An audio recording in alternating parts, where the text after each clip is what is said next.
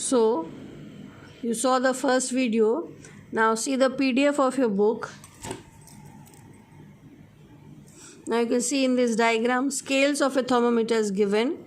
Now all of you use scale to measure length, and you have observed that scale has markings as centimeter, millimeter and inches.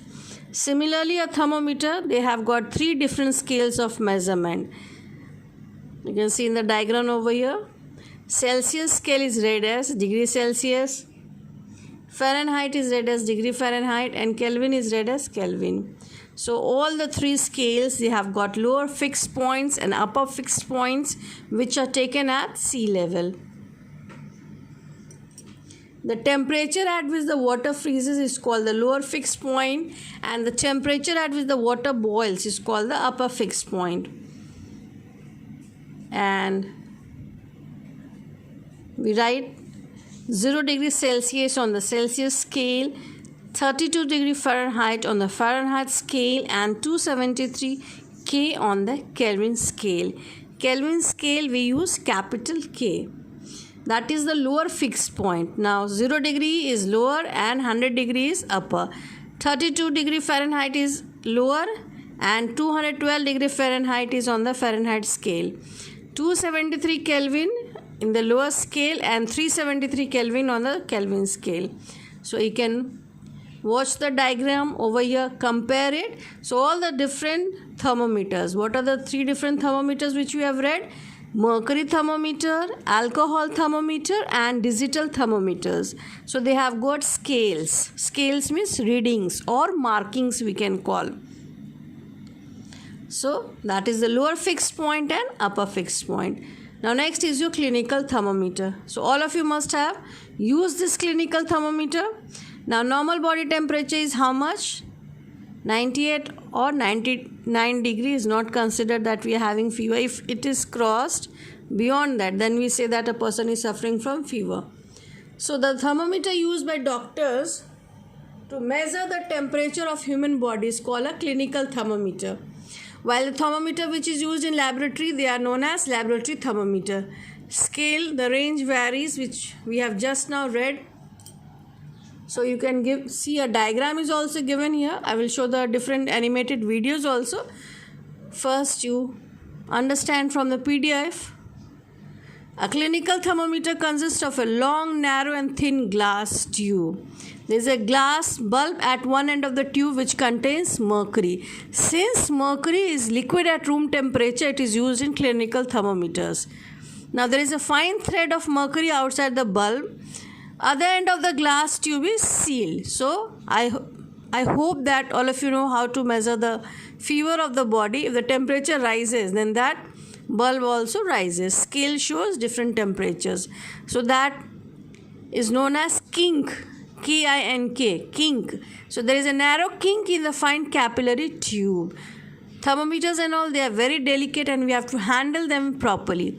So when the temperature rises, the mercury expands and pushes the kink and it rises in the thermometer. The mercury does not go back to the bulb even when the thermometer has been pulled out of the patient's mouth. So this shows the temperature easily. You can see one activity is given here. I hope all of you know how to use the thermometer. Clinical thermometer all of you must be having at your houses. So before using the thermometer, we give a few jerks. Means, and why do we give jerks? So that whatever previous temperature is recorded there, it will be cleaned off and the mercury will fall to the lowest level. So you can see a patient is keeping the thermometer in the mouth. Generally we take the temperature either in the mouth or underarms. So we place the bulb of the thermometer under the tongue and hold it gently for a minute, and when the reading goes up, we can calculate the temperature. Jerking a thermometer brings the level of mercury down. After using, we should jerk it and then we should keep it in the they provide a plastic cover. Now what are the precautions while using a clinical thermometer? we have to follow 5 measures. First is it should be thoroughly washed with an antiseptic solution. Before using and after using the thermometer, we should give a jerk. Then we should not hold the thermometer from the bulb side, and we should rotate it. Those of you do not know how to note down the temperature, with the help of a clinical thermometer you should learn it, and it should be kept safely as it is very delicate. Fragile means delicate. Next is your laboratory thermometer.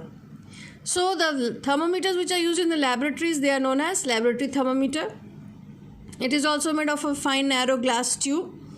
The thin glass tube in the laboratory thermometer is graduated in degrees Celsius, and the graduation on it, graduation means markings, that is from minus 10 degrees Celsius to 110 degrees Celsius. Lower fixed point is minus 10 degrees Celsius and upper fixed point is 110 degrees Celsius. So there are 10 small divisions between every 10 degrees Celsius. So one small division measures 1 degree Celsius. So one activity is given here to measure or to understand the use of laboratory thermometer. Just watch it. So I have got a animated video related with the different types of thermometer. After this I will send that. First see the PDF of your book.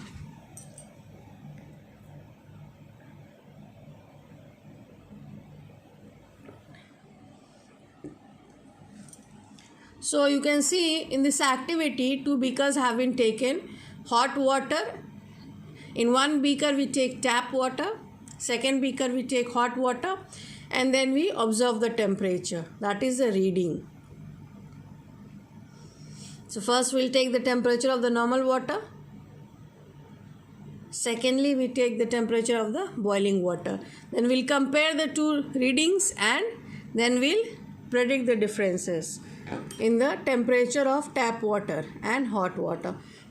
Now one difference table is given here between clinical thermometer and laboratory thermometer. So you can see first is scale range is given. Second point is kink, stop the mercury level to fall. There is no kink in laboratory thermometer. Reading can be observed here, and in thermometer which is used in laboratory, during the time of experiments only it can be measured. It is used to measure temperature of human body, and it is used for laboratory measurement. So your homework is to do this checkpoint, and in the next class if there is any problem then you can discuss it. Thank you.